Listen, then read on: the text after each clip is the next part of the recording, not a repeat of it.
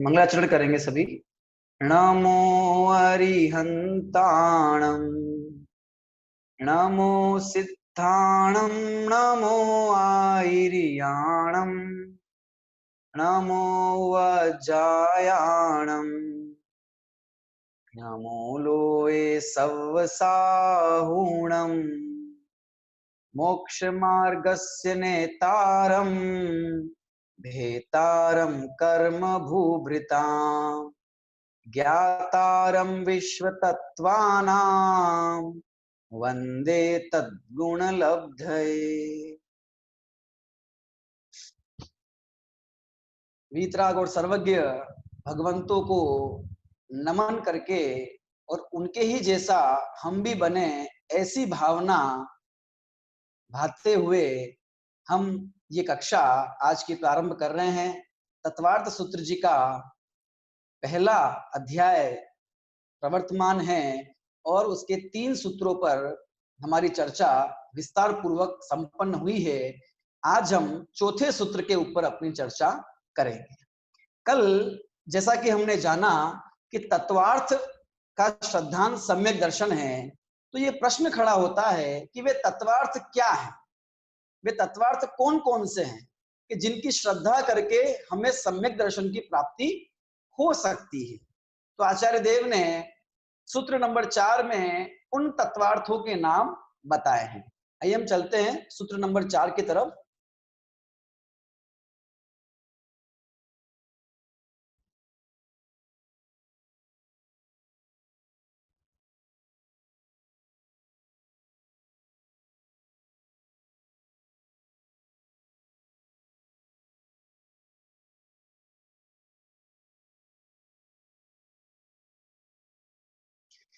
ये सूत्र नंबर 4 आपके समक्ष स्क्रीन पर है। मैं सूत्र का पाठ करता हूं और आप सभी ध्यान पूर्वक सुनिए। जीवा जीवाश्रव बंध संवर निर्जरा मोक्षास तत्वम। जीवा जीवाश्रव बंध संवर निर्जरा मोक्षास तत्वम। जीवा जीवाश्रव बंध संवर निर्जरा मोक्षास तत्वम। हम इस सूत्र का सूत्र विच्छेद करेंगे। जीव देश अजीव देश आश्रव देश बंध देश संवर देश निर्जरा देश मोक्षाः मोक्षाः प्लस तत्वम। ठीक है, जीव अजीव आश्रव बंध संवर निर्जरा मोक्षाः प्लस तत्वम, ये इस सूत्र का सूत्र विच्छेद हुआ। जिस तत्वार्थ की श्रद्धा की बात हो रही थी, वे तत्व या तत्वार्थ कौन से हैं, वे इस सूत्र में आचार्य देव ने बताए हैं। तो सूत्र का अर्थ है कि जीव अजीव आश्रव बंध संवर निर्जरा और मोक्ष ये तत्व हैं। ठीक है, तो इनकी श्रद्धा करने से हमें सम्यक दर्शन की प्राप्ति होती है। तो सबसे पहले श्रद्धा करने से पहले हमें इनके स्वरूप का भी ख्याल होना चाहिए, क्योंकि बिना जाने श्रद्धा कैसे करेंगे। अगर हम स्वरूप ही नहीं जानते तो वो श्रद्धा हमारी क्या कार्यकारी होगी, वो तो अंधश्रद्धा हो जाएगी। बिना जाने बिना समझे श्रद्धा वो अंधश्रद्धा की श्रेणी में है, जिससे सम्यक श्रद्धा नहीं अपितु मिथ्या श्रद्धा या मिथ्या दर्शन कहा जाता है। और ये सारा जगत का बहुतायत भाग उस मिथ्या दर्शन से ग्रस्त है, क्योंकि अपने दुखों का निवारण करने के लिए हम बिना जाने बिना सोचे बिना समझे चाहे जहां चाहे कहीं पर श्रद्धान कर देते हैं, चाहे कहीं पर अपनी मान्यता और अपनी श्रद्धा को कुर्बान करते हैं और ठगाए जाते हैं। बाहर में जगत के द्वारा ठगाए जा रहे थे और वहां जाके फिर अपनी मिथ्या दर्शन के कारण ठगाए जाते हैं। और वो दुख जिसका हम अंत करना चाहते थे, वो तकलीफ जिसका हम अंत करना चाहते थे, उसका अंत आता ही नहीं है। है ना, क्योंकि वो अंत इन तत्वों को जाने बिना आ नहीं सकता। तो समझते हैं, ये पहला तत्व है जीव। ठीक है, जीव का क्या अर्थ है?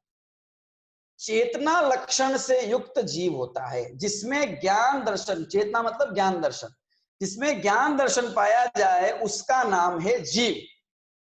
ठीक है, जो जानता है, देखता है, सुख दुख का अनुभव करता है, दर्शन ज्ञान चरित्र वाला होता है, ऐसे जो पदार्थ हैं इस दुनिया में, इस लोक में, उसे जीव कहा जाता है। अगर हम इस शब्द को देखें और शब्द से सीधी व्याख्या करें तो भी हमें बहुत अच्छी व्याख्या ख्याल में आती है। देखिए, शब्द है जीव, तो इसकी व्याख्या ऐसे होगी कि जीव्यते सजीव, जो जीता है उसका नाम जीव। जीव किसका नाम है?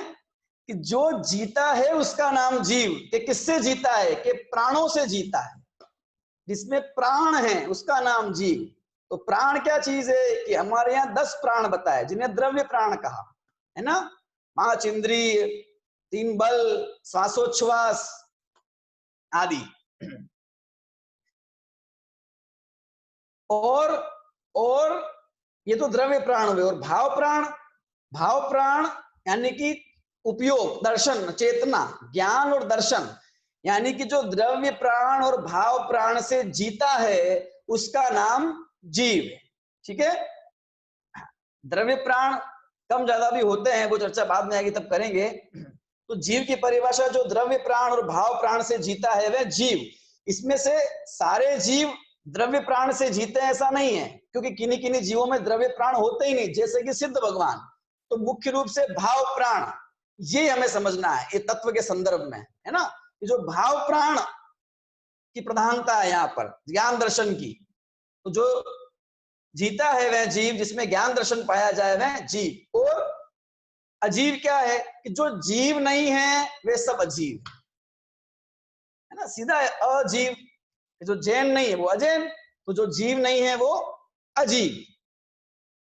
कि जिसमें ज्ञान दर्शन नहीं पाया जाता है उसका नाम है अजीव। जो ऐसे जितने भी पदार्थ हैं कि जिसमें चेतना नहीं है, ज्ञान नहीं है, दर्शन नहीं है, वे सारे के सारे अजीव पदार्थ कहे जाते हैं।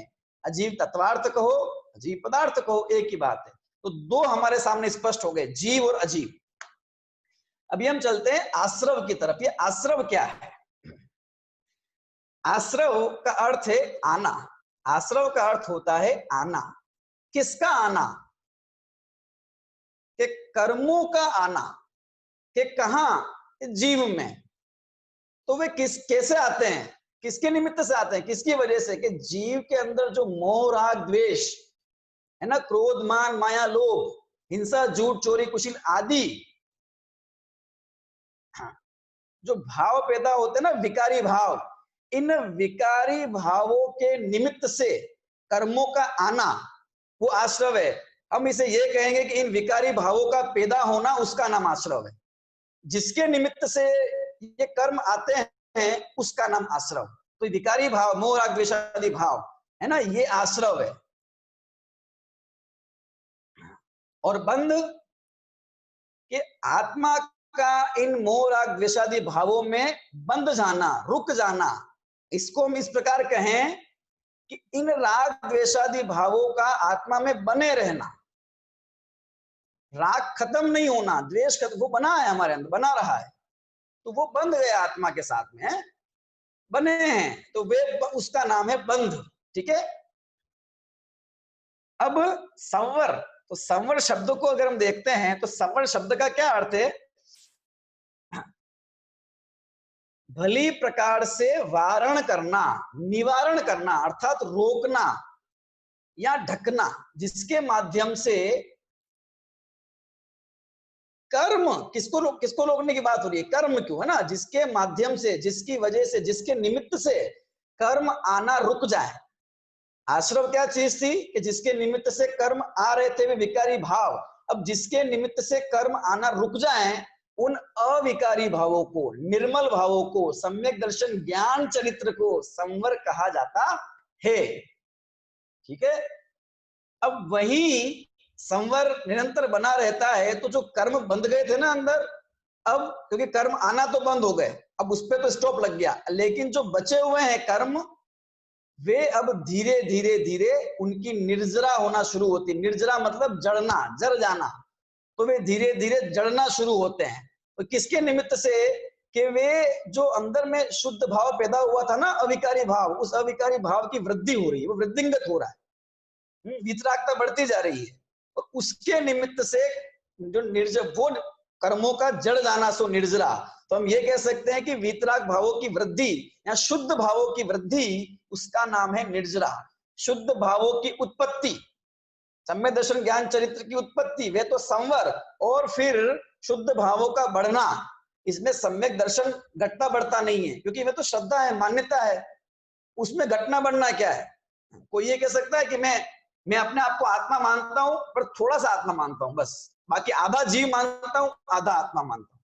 कोई ये कह सकता है कि मैं अपने आप को बहुत आत्मा मानता हूं, ये तो नहीं हो सकता ना। तो दर्शन तो घटता बढ़ता नहीं है, वह तो एक रूपी है। उसके हालांकि प्रकार कहें, वो चर्चा आएगी आगे, बाद में करेंगे दूसरे अध्याय में। तो सम्यक दर्शन ज्ञान चरित्र शुद्ध भावों की उत्पत्ति, उसका नाम है संवर। और फिर वीतराग भावों की वृद्धि होना, शुद्ध भावों की वृद्धि होना, उसका नाम है निर्जरा। उससे क्या होगा कि कर्मों की निर्जरा होना शुरू हो जाए। अब कर्म आना, शुद्ध भाव जब पैदा हुए तो कर्म आना बंद हो गए, और जो बंधे हुए कर्म थे उनकी धीरे धीरे धीरे निर्जरा शुरू हो गई। ठीक है। और अंत में है मोक्ष। जब वे सारे कर्म आत्मा से, जीव से पृथक हो जाएं, और उसमें सारे गुणों की अत्यंतिक अवस्था, पूर्ण शुद्ध निर्मल दशा प्रकट हो जाए, उसका नाम है मोक्ष। ठीक है।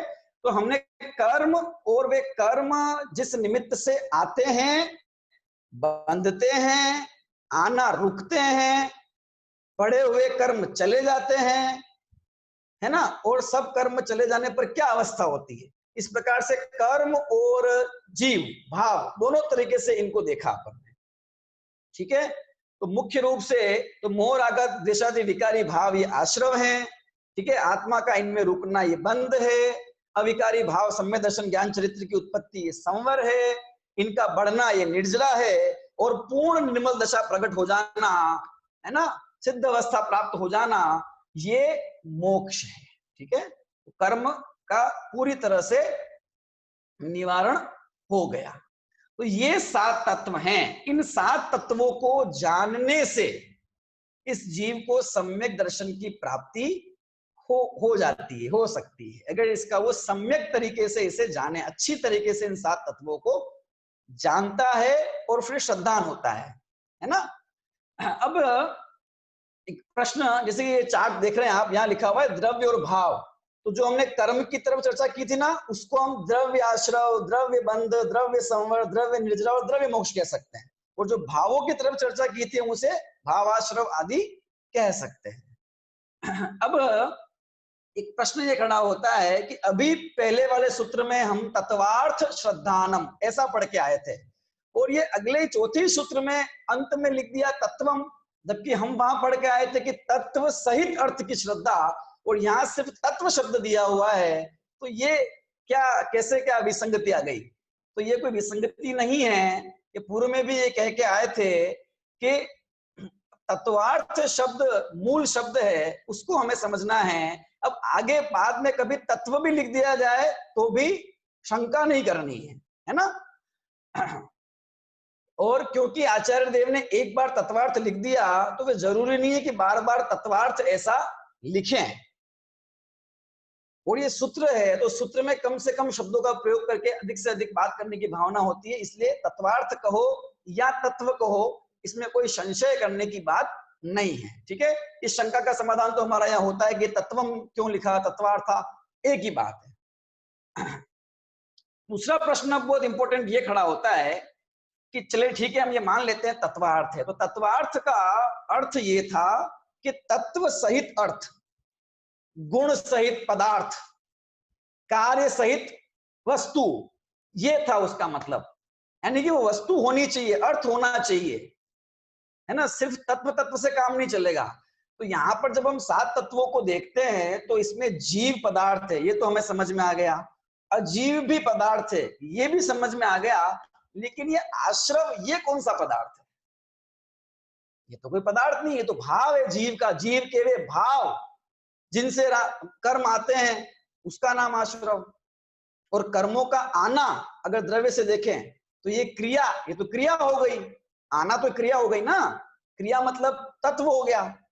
तत्वार्थ कहाँ है पूरा? हाँ, और बंध संवर निर्जरा मोक्ष ये सब भी इसी रूप है। ये तो भाव है सारे, आश्रव बंध संवर निर्जरा मोक्ष। ये अर्थ कहाँ है?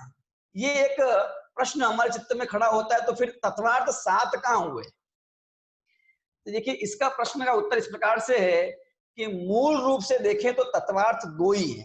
मूल रूप से देखें तो 2 ही तत्वार्थ हैं, जीव और अजीव।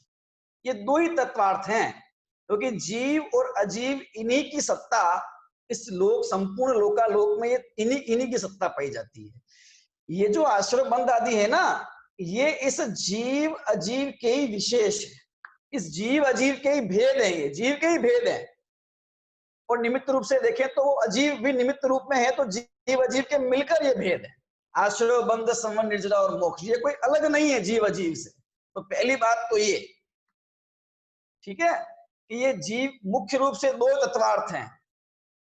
समझाने के लिए उसको भेद रूप से कथन किया है, तो इन दोनों के अंदर ये सारे आ जाते हैं। ठीक है, भाव से लोगे तो सारे जीव में आ जाएंगे, और द्रव्य से लोगे तो वे अजीव में इनका समावेश होता है, क्योंकि अजीव निमित्त रूप से वहां पर है। अजीव मतलब यहाँ कर्म की बात हो रही है, सिर्फ पुद्गल धर्म धर्म आकाश काल को एक बार के लिए गौण करना है ना। अब देखिए दूसरी बात, ये प्रश्न फिर खड़ा होगा कि जीव और अजीव के ये विशेष है इसलिए इनको लिया है। तो जीव और अजीव के कार्य तो और भी बहुत सारे हैं। जीव और अजीव में भी बहुत सारे गुण हैं, स्पर्श रस गंध वर्ण, फिर उनको क्यों नहीं लिया यहाँ पर? आश्रय बंध संवर इनको ही क्यों लिया? तो इसका उत्तर में आचार्य देव ये कहते हैं कि हमारा जो प्रयोजन है ना, हमारा जो प्रकरण अभी चल रहा है, जो हमारा प्रकरण चल रहा है वो मोक्ष का चल रहा है। अभी मोक्ष मार्ग की और मोक्ष की बात हो रही है, इसलिए हम उन्हीं तत्वों का समावेश करेंगे जो उस मोक्ष तत्व की या मोक्ष की सिद्धि में हमारे काम के हैं। तो मोक्ष की जब चर्चा की जा रही है, तो मोक्ष की चर्चा की जा रही है, इसलिए मोक्ष तो खुद स्वयं आ ही गया। ठीक है ना, इसलिए यहाँ पे मोक्ष की बात लिखी, ये एक तत्व ऐसा कहा है। क्योंकि अगर मोक्ष की बात की जा रही है, मोक्ष का मतलब होता है छूटना, मुक्त होना। इसका मतलब बंधा है कोई, तब वो मुक्त होना चाहता है। मोक्ष शब्द ये बताता है कि बंधन है। कहता ना, देश 15 अगस्त 1947 को आजाद हुआ, इसका मतलब उससे पहले गुलाम था, बंधा हुआ था, अंग्रेजी हुकूमत की गुलामी से बंधा हुआ था, फिर वो आजाद हो गया। तो मोक्ष शब्द, मुक्ति शब्द ये सापेक्ष है, यानी कि मोक्ष है मतलब बंधन भी है, तो बंध को भी लेना पड़ेगा कि बंध को भी ले लिया। अब ये जो बंध होता है ना, इसका कारण क्या है? बिना कारण के तो बंध हो नहीं सकता। तो हमें बंध मिटाना है तो सबसे पहले उसके कारण को मिटाना पड़ेगा।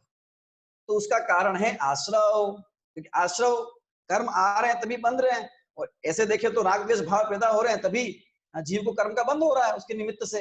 तो आश्रव को भी लेना पड़ा। तो ये तो बंध की चर्चा हो गई, ये तो हमने बंध के कारण को जान लिया, लेकिन हमें उससे मिटाना है बंध को। तो उसके लिए क्या करना पड़ेगा कि उसके लिए तुझे जो बंध का कारण है उसको रोक दो। तो जो बंध के अभाव, आश्रव के अभाव रूप बंध का कारण है आश्रव, और आश्रव का अभाव हुआ सो संवर। कि अब जो ये तो संवर, तो ये तो कर्म का रुकना हो गया। अब जो बंधे हुए कर्म है उनका क्या होगा कि उनकी उनको हटाना है, उनको खत्म करना है। तो ये जो खत्म होने की प्रक्रिया है ना, जो शुरू हुई है, इसका नाम निर्जरा, मतलब आश्रय और बंध के अभाव रूप संवर और निर्जरा है। तो इनको भी जानना पड़ेगा। और मोक्ष तो हमने समझ ही लिया है पहले, सबसे पहले कि मोक्ष तो प्राप्त करना ही है, कि इसके अलावा और कोई है कि इसके अलावा और किसी की जरूरत नहीं है जानने की, कि इसमें सब आ गया। इसीलिए ये तत्वार्थों में इन्हीं 7 की चर्चा की है, इन्हीं जीव अजीव की तो की ही है, और इन 5 की चर्चा और की है। इसके अलावा और कोई उपादेय नहीं है, और किसी की बात करना इष्ट नहीं है। क्योंकि यहाँ प्रयोजन मोक्ष का है। तो इसलिए ये आश्रव, बंध, संवर, निर्जरा और मोक्ष, इन्हीं तत्वों की चर्चा की गई है, क्योंकि हमारा काम जो होने वाला है ना, वो इन्हीं तत्वों के श्रद्धांन से होने वाला है। फिर एक प्रश्न ये भी खड़ा होता है कि तत्व सात ही क्यों है, ज्यादा नहीं हो सकते क्या? हमने तो है आचार्य देव, इनके जो गुरु हैं आचार्य उमा स्वामी के, आचार्य कुंद देव, उन्होंने समय सार की 13वीं गाथा में वहां तो उन्होंने 9 तत्व गिनाए हैं। क्या है वो गाथा? भूदत्थेणाभिगदा जीवा जीवाय पुण्य पावम च आसव संवर निज्जर बंदो मोक्षो ये सम्मतम। इस गाथा में 9 तत्व गिनाए कि वहां पुण्य और पाप इन दोनों को और ले लिया है। जीव अजीव, आश्रव, बंध, संवर, निर्जरा, मोक्ष और पुण्य और पाप, इन 2 का और समावेश कर लिया है। तो सर्वार्थ सिद्धि में आचार्य पूज्यपाद स्वामी जब इस सूत्र की टीका लिखते हैं, उन्होंने यह प्रश्न खड़ा किया कि पुण्य और पाप को क्यों नहीं लिया, आपके गुरुजी ने तो लिया है। तो ये कहते हैं आचार्य देव ने टीका में लिखा सर्वार्थ सिद्धि में कि उस पुण्य और पाप का अंतर्भाव इस आश्रव और बंध तत्व में हो जाता है, इसलिए उसको अलग से लेने की जरूरत नहीं है। ये मूल आचार्य देव का कथन है ये, कि वे पुण्य और पाप के परिणाम, वे तीव्र कषाय और मंद कषाय के परिणाम, वे आश्रव और बंध रूप है। अर्थात चाहे पाप का परिणाम हो चाहे पुण्य का परिणाम हो, उन दोनों से आश्रव और बंध होता है। वे आश्रव और बंध तत्व रूप हैं, इसी में उनका अंतर्भाव हो गया। इसलिए अलग से पुण्य पाप को लेने की या किसी और तत्व को लेने की आवश्यकता नहीं है। इस सात में सबका समावेश हो जाता है, इसीलिए तत्व सात कहे हैं, क्योंकि ये सात हमारे प्रयोजन को सिद्ध करते हैं। और दुख दूर करना और सुखी होना यानी कि मोक्ष, ये हमारा प्रयोजन है, इसलिए इन्हें प्रयोजन भूत 7 तत्व भी कहा जाता है। वे तत्व जिनकी सम्यक श्रद्धा और सम्यक ज्ञान बिना हमारा दुख दूर नहीं हो सके और हम सुखी नहीं हो सके, उन्हें प्रयोजन भूत तत्व कहा जाता है। इसलिए उन पुण्य पाप को नहीं लेकर इसमें आश्रव बंध में ही समाविष्ट कर दिया गया है। तो ये हमने समझा कि किस प्रकार से ये तत्व सात ही और सात ही क्यों है। फिर बात आती है इनके क्रम की। ये जो इनका क्रम दिया है ना कि पहले जीव, फिर अजीव, फिर आश्रव, फिर बंध, संवर, निर्जरा, मोह, यही क्रम क्यों दिया है यहाँ पर? पहले मोक्ष लिख लेते, फिर अजीव लिख लेते, बंध बाद में लिख देते, निर्जरा पहले लिख, ऐसा क्यों नहीं किया? ये जो क्रम है इसका भी एक कारण है। ये क्या कारण है कि सबसे पहले तो चर्चा हमें मोक्ष की इष्ट है, पर वो मोक्ष होता किसको है? किसको होता है वो मोक्ष? किसके मोक्ष की बात की जा रही है, किसके सुख की बात की जा रही है? कि जो दुखी है कौन है? कि जीव। इसलिए सबसे पहले जीव को रखा गया है। समझना, इस सूत्र के भाव को, एक एक चीज को समझना। हम पूरे सूत्र का समझ लीजिए कि भाव समझने का प्रयास कर रहे हैं। ये ऑपरेशन चल रहा है एक एक चीज का, कि जब तक हम गहराई में जाकर बात को समझेंगे नहीं, तब तक हमें बात ऊपर से सुनने में 7 तत्व के नाम सुन लिए, याद भी कर लिए, पर स्वरूप का जब भान नहीं होगा, जब हमें ये गहराई से नहीं पता होगा, तो आनंद नहीं आएगा। हाँ, तो देखिए कि मोक्ष होता है किसको है, दुख दूर होता है किसको है? कि जीव का। तो जीव को सबसे पहले ले लिया कि अब इस जीव को छोड़ के और क्या है? कि सब अजीव है ना, पहली बात। तो दूसरा, इस जीव को दुख होता है, बंधन होता है, ये किसके निमित्त से? कि वो अजीव के निमित्त से होता है, कर्म के निमित्त से होता है, तो अजीव को ले लिया। ठीक है। अब चूंकि मोक्ष की प्राप्ति की बात चल रही है, मोक्ष हमारा प्रयोजन है, तो मोक्ष का अभाव, मोक्ष नहीं है इसका मतलब बंध है, तो बंध को लिया। लेकिन वो बंध आश्रव पूर्वक है, इसलिए आश्रव को सबसे पहले लिया कि आश्रव होगा तभी बंध होगा। आश्रम नहीं है तो बंध भी नहीं है, आएंगे नहीं तो बंधेंगे कैसे कर्म, है ना। तो आश्रव को लिया, फिर बंध को लिया। अब ये बंध का अभाव करना है, सो निर्जरा है। है, आंशिक रूप से, और पूर्ण रूप से वो बंध का अभाव मोक्ष है। लेकिन वो निर्जरा और मोक्ष संवर पूर्वक होते हैं। पहले संवर, पहले कर्म आना रुकेंगे तब तो निर्जरा होगी, वो काम की है। कर्म आना रुक नहीं रहे हैं और निर्जरा हो रही है, वो कुछ काम की नहीं है। जैसे हम सुनते ना नाव का उदाहरण, कि नाव के अंदर छेद हो गया और नाव में पानी भर गया। अब बाल्टी से वह व्यक्ति पानी उंडेल के बार बार नदी में डाले जा रहा है, लेकिन उस छेद को बंद नहीं कर रहा है, तो क्या होगा? उसकी सारी मेहनत बेकार है, कुछ काम की नहीं है। कि सबसे पहला काम ये करो कि उस छेद को बंद करो, और फिर इस बाल्टी जितना पानी है वो धीरे धीरे उठा उंडेल के बाहर फेंक देना। नहीं तो क्या होगा कि कुछ नहीं होगा, कि जितनी बार तुम पानी बाहर डालोगे उतनी बार वो पानी इकट्ठा करते करते थक जाओगे, बैठोगे और नाव में पानी बढ़ जाएगा, डूब के मर जाओगे, कुछ नहीं होगा। तो संवर आवश्यक है। सम्यक दर्शन ज्ञान चरित्र की उत्पत्ति इस जीव को सबसे पहले आवश्यक है, तभी कर्मों की निर्जरा। बाकी कर्म की निर्जरा तो हो ही रही है प्रति समय, लेकिन वो कुछ हमारे काम की नहीं है। संवर पूर्वक निर्जरा वे उपादेय, वो सुख का कारक है। ठीक है, तो वह निर्जरा जो होती है वो संवर पूर्वक होती है, और मोक्ष जो है वो सबसे अंत में होता है, इसलिए इस मोक्ष को सबसे अंत में रखा गया है। हम ये भी कह सकते हैं कि ये कर्म है, ये एक प्रक्रिया है, ये मोक्ष मार्ग की प्रक्रिया है पूरी 7 तत्व। कि सबसे पहले ये जीव दुखी है, मोक्ष होना प्राप्त करना चाहता है, तो वह भेद ज्ञान करता है। किससे? कि अजीब से करता है। कि मैं कि भाई किससे करना है? भेद ज्ञान के अजीब से करना है। क्यों करना है? क्योंकि दुखी है। दुख क्या है? कि आश्रय स्वयं दुख है अपने आप में। अब है ना, बंध है दुख, तो आश्रय और बंध ये क्या करना है? कि सुख पैदा करना है। ये कैसे होगा? कि संवर पूर्वक होगा।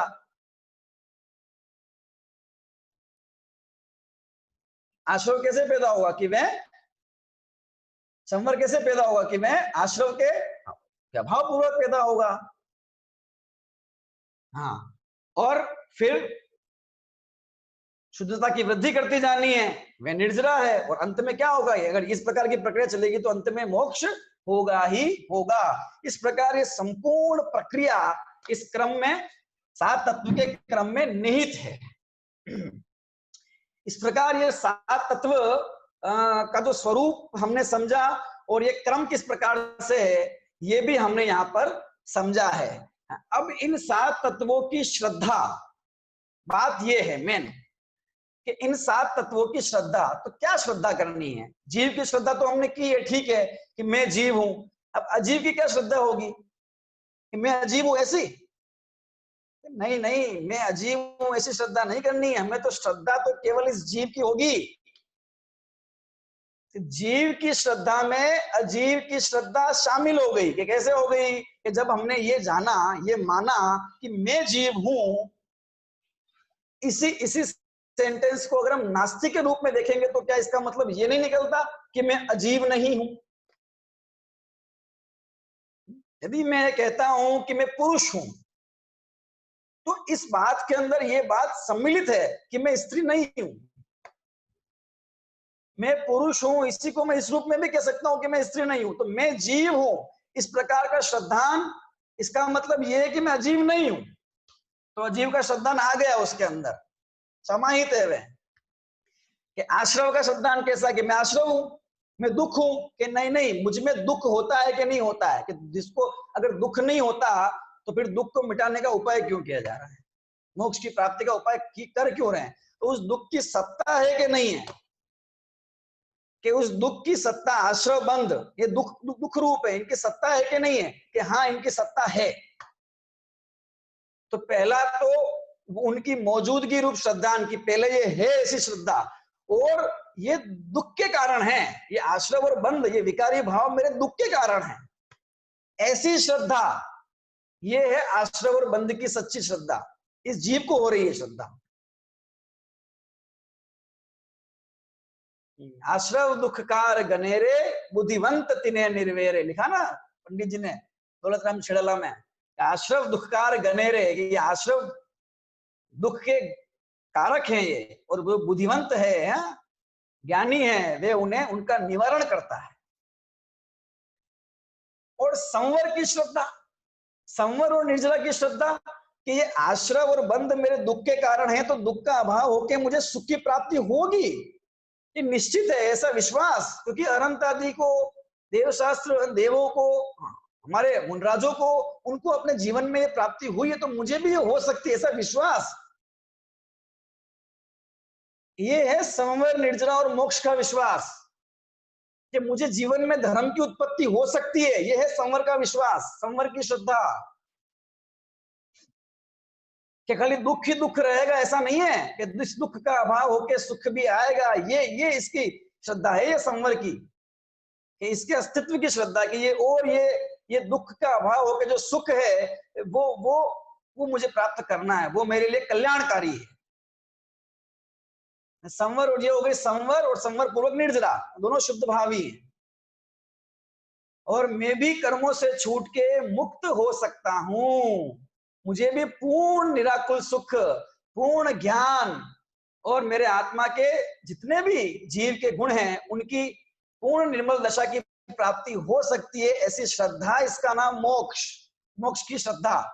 कि ये है आश्रय बंध की भी श्रद्धा, सत्ता हमें स्वीकार करनी पड़ेगी ना। अगर आश्रय बंध को मानेंगे ही नहीं तो फिर उनका अभाव कैसे करेंगे? मैं दुखी ही नहीं तो फिर मैं सुखी होने का प्रयास क्यों करता हूं?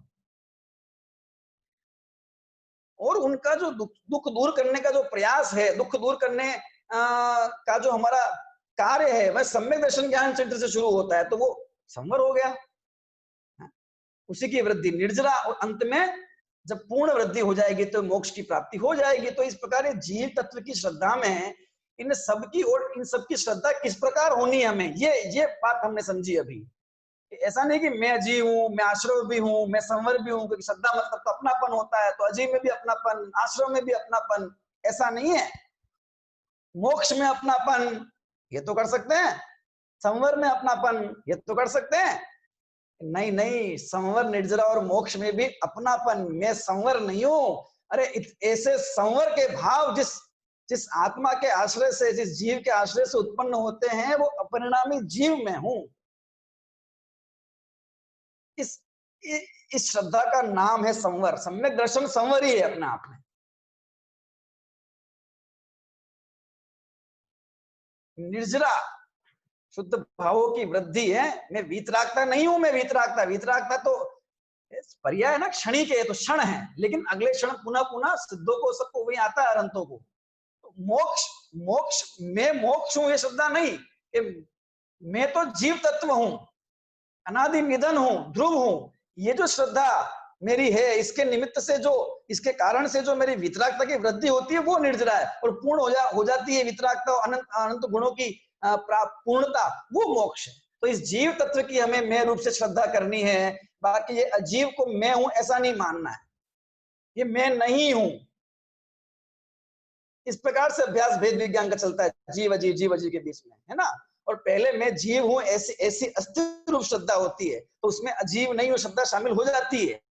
यद्यपि भेद विज्ञान के अंदर दोनों बातें चलती है, मैं शरीर नहीं हूं, मैं आत्मा हूं, मैं शरीर नहीं हूं, मैं आत्मा हूं, दोनों बात चल रही है। लेकिन उसका अंत इस निश्चय पे जाके होता है कि मैं जीव हूं, बस हो गया अपना काम। ये श्रद्धा, मजबूती, ये अंदर में मान्यता स्थापित हो गई। जैसे अभी ये है कि जो शरीर, और बस ये मान्यता हो गई जीव में, तो वही संवर निर्जरा और वही आश्रय बंध का भाव है। और इस प्रकार संबंध संवर निर्जरा पूर्वक जीव को मोक्ष की प्राप्ति होती। इसलिए ये 7 तत्व हमारे काम के हैं, क्योंकि हमें इन 7 तत्व के आधार से, इन 7 तत्व का ज्ञान करके, इनके चिंतन के आधार से अपना काम करना है।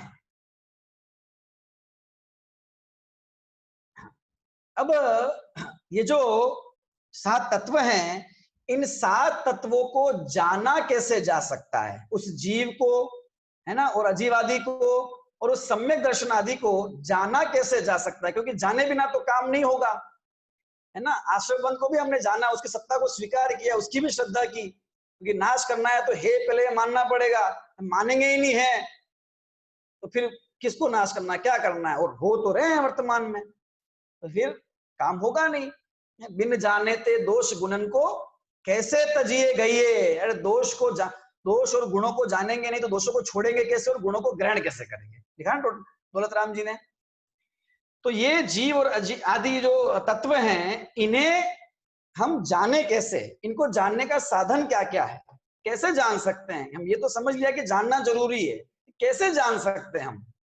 तो उसके साधन के रूप में आगामी सूत्र आचार्य देव ने लिखे हैं। वे कहते हैं कि निक्षेप से आप ज्ञान से जान सकते हो, उस ज्ञान के ही भेद हैं। निक्षेप, प्रमाण, नय, ये सब उस ज्ञान के ही भेद हैं कि उन साधनों के माध्यम से, ज्ञान के उन साधनों के माध्यम से आप इन 7 तत्वों को जान सकते हो, अपना आत्मा का स्वरूप मैं क्या हूं ये जान सकते हो और सम्यक दर्शन की प्राप्ति कर सकते हो।